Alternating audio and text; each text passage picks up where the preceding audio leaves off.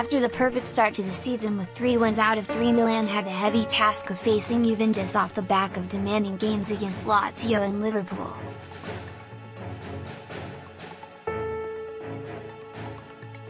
The Rossoneri started off the game against the Bianconeri in an awful manner with a big mistake from Theo Hernandez in the 3rd minute, giving Morata the chance to open the scoring, which he took well.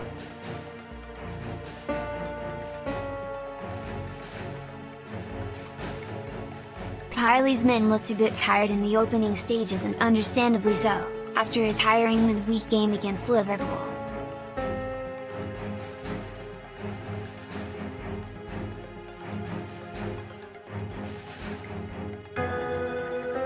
They couldn't really get into the game at the Allianz Arena in the first quarter.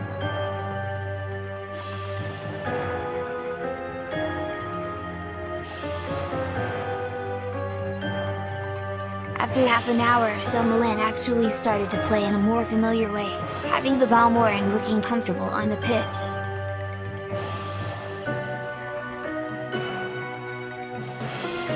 The lack of Zlatan Ibrahimovic and Olivier Giroud was a problem for Milan, as the early goal allowed Juventus to sit back, and with just Andy Rebic up front, the Rossoneri struggled to move the action in the opponent's box. Milan then looked a lot more dangerous in the final quarter of the game, and it was Rebic yet again on the scoresheet to steal a point from Turin and leave Juventus winless after 4 games.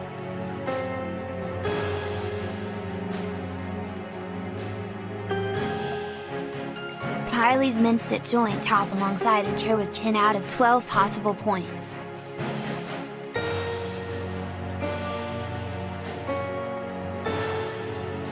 As expected, with all the injury problems in the high-intensity game against Liverpool in the Champions League, Milan found themselves a bit tired against Juventus as they started the game really poorly, making sloppy mistakes and looking a bit off pace.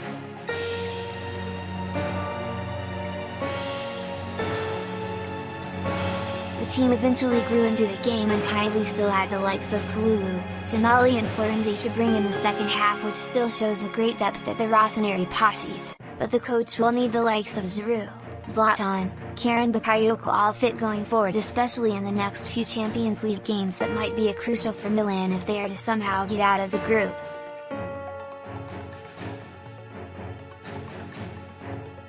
Theo Hernandez is usually one of the best Milan players, but has had some troubles in recent weeks as he wasn't on level against Liverpool, and he gave away for the goal Juventus scored as well.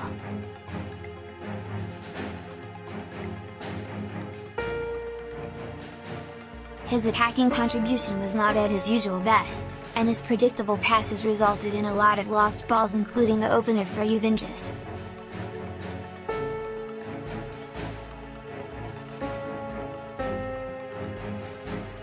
Pioli might consider giving him a break in the next 2 Serie A fixtures so the Frenchman is fresh for the big games in Europe.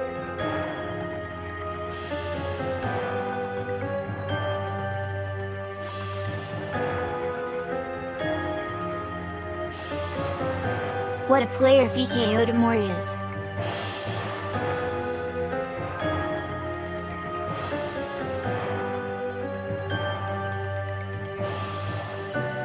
The Englishman has grown into the best centre-back in the team and has been excellent since joining from Chelsea last winter.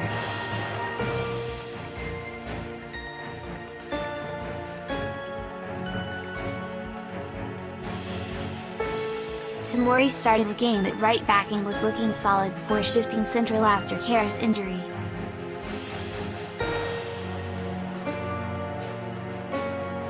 He showed his pace and physicality on multiple occasions to prevent Juventus from causing any trouble for Maignan, and Pioli will hope his talisman keeps it up, as he has proven to be on a very high level against both Liverpool and Juventus.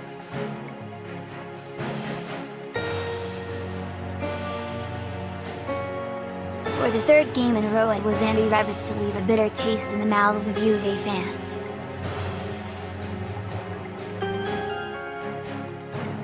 The Croatian was quiet in the first half, but grew into the game, and after a couple of heated moments with the home fans and Bonucci, he decided to silence him with a goal, denying him 3 points and leaving the Bianconeri in 18th place.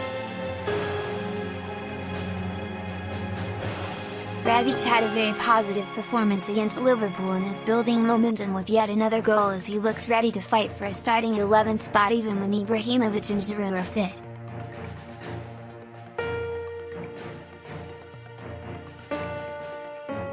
We are seeing the rubbish that usually comes to life in the second half of the season, and he seems determined to keep being the Iceman.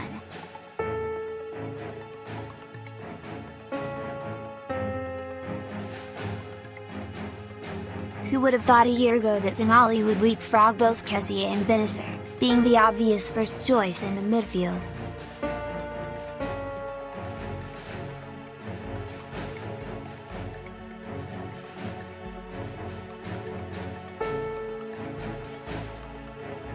Yet he has.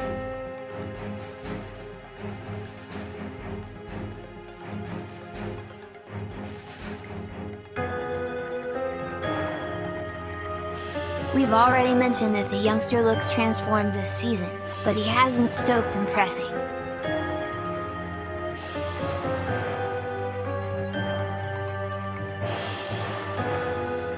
In midweek against Liverpool, it was obvious when he came on that he brings more to the table at this current moment, and against Juventus it was the same story.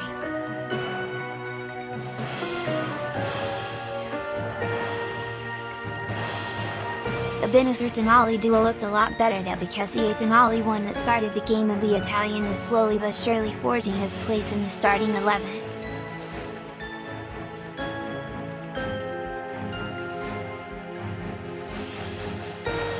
It will be interesting to see the reaction from Kessie, as he was arguably the best player for Milan last season, but he needs to clear his head and pick up momentum.